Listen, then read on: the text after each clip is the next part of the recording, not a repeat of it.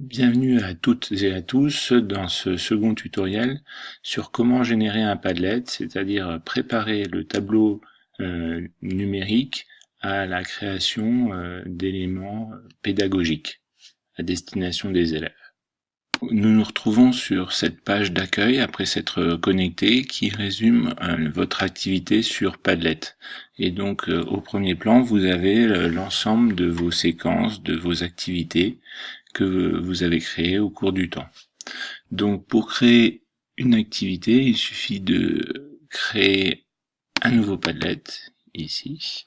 Vous avez une série d'options d'organisation du tableau en fonction de vos besoins. Vous pouvez avoir un mur où toutes les petites étiquettes seront rangées de façon à structurer votre travail. Vous avez une toile, une sorte de parcours fléché, un flux comme sur un blog, donc les petites étiquettes vont défiler par ordre chronologique.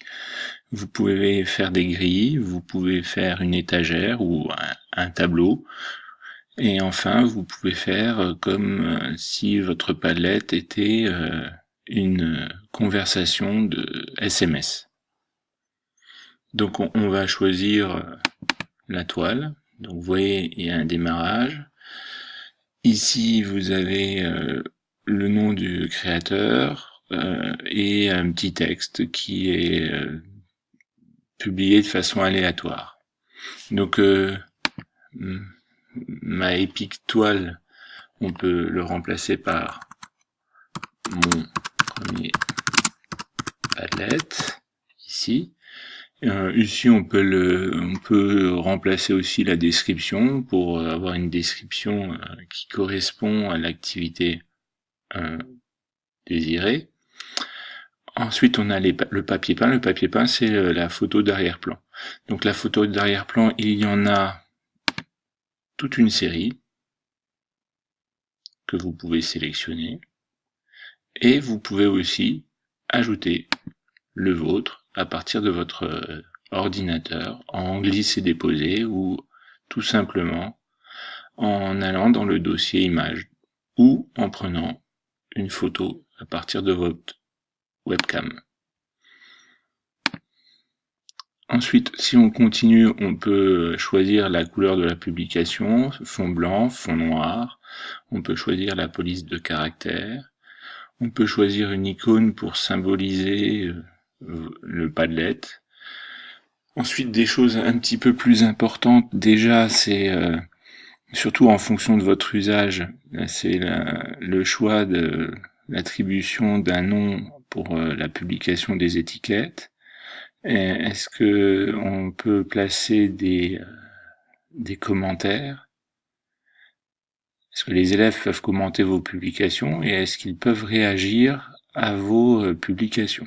Ensuite, une série de mots-clés pour retrouver le Padlet dans la bibliothèque publique des Padlets et enfin votre adresse internet de votre Padlet. Enfin, une dernière chose, la question de la publication et la nature de la diffusion. Est-ce que c'est un Padlet privé qui ne sera accessible qu'aux personnes à qui vous aurez transmis le lien? Est-ce que c'est un Padlet public, ouvert à tous? Et toutes les possibilités. Si vous cliquez sur les icônes, vous avez la description en dessous. N'importe qui peut accéder. Toute personne ayant le lien et le code QR peut accéder. Les visiteurs devront entrer un mot de passe, ou vous seul et les personnes que vous ajoutez comme contributeurs peuvent accéder au site.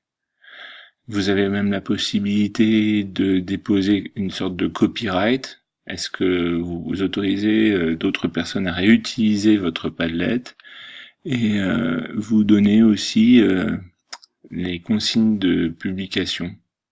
Est-ce que vous acceptez que les messages apparaissent immédiatement ou est-ce qu'ils sont modérés? Est-ce que vous devez les vérifier? Voilà, on nous dit que le Padlet est prêt, il n'y a plus qu'à appuyer et vous avez généré votre premier Padlet.